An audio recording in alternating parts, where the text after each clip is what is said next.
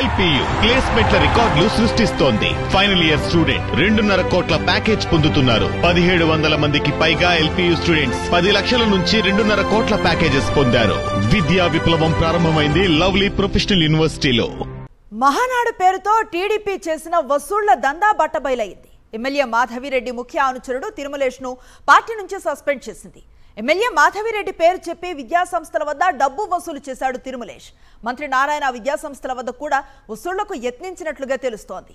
Madhavi Reddy polit bureau సభ్యుడు శ్రీనివాసులరెడ్డి ముఖ్య అనుచరుడు తిరుమలేష్ మేయర్ ఇంటిపై చెత్త వేయటం, సాక్షి ఆఫీస్పై దాడిలో కీలకంగా వ్యవహరించాడు. ఇదే అంశంపై మరింత సమాచారాన్ని అందిస్తారు మా కరెస్పాండెంట్ శ్రీనివాస్.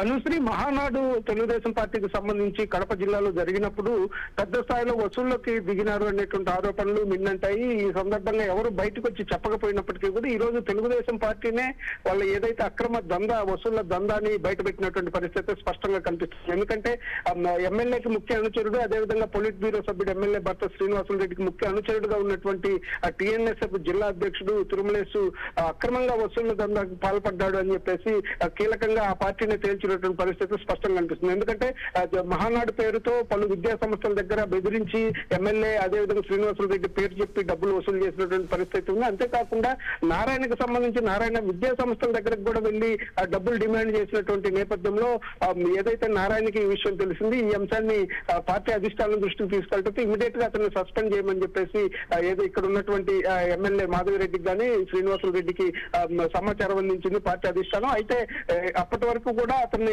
పక్కనే తిప్పుకుంటున్నటువంటి వాళ్ళు కీలకంగా ముఖ్య అనుచరుడుగా ఉన్నటువంటి వ్యక్తి ఇమ్మీడియట్ గా ఇది పార్టీకి నష్టం జరుగుతుంది అనేటువంటి ఉద్దేశంతో అతన్ని రాజీనామా చేయించినటువంటి పరిస్థితి స్పష్టంగా కనిపిస్తుంది. సస్పెండ్ చేయమంటే రాజీనామా చేయించి అతన్ని కాపాడేటువంటి ప్రయత్నాలు అయితే చేస్తున్న నేపథ్యం అయితే స్పష్టంగా కనిపిస్తుంది. ఇప్పుడు కీలకంగా ఎమ్మెల్యే గానీ శ్రీనివాసులరెడ్డి అనుమతి లేకుండా ఇతను ఈ విధంగా మహానాడు పేరుతో డబ్బులు వసూలు చేసి ఉంటాడనేటువంటి అనుమానాలే వ్యక్తం అవుతున్నాయి. ఎందుకంటే మహానాడు సందర్భంగా చాలా మందిని బెదిరించి ఈ విధంగా డబ్బులు వసూలు చేశారనేటువంటి ఆరోపణలు అయితే తీవ్ర స్థాయిలో కడప నగరంలో ఉన్నటువంటి పరిస్థితి అయితే స్పష్టంగా ఉంది. సో ఇప్పుడైతే వాళ్ళు వసూలు చేశారు అనే దానికి వాళ్ళ సొంత పార్టీ నేతలే డిసైడ్ చేసి ఒక వ్యక్తిని కూడా సస్పెండ్ చేసి పార్టీ నుంచి సస్పెండ్ చేయమని ఆదేశాలు ఇచ్చినటువంటి పరిస్థితి రావడంతో ఏ విధంగా మహానాడు పేరుతో ఒక వసూళ్ల దందాన్ని నడిపారు అనేది అయితే స్పష్టంగా కనిపిస్తుంది. అనుశ్రీ.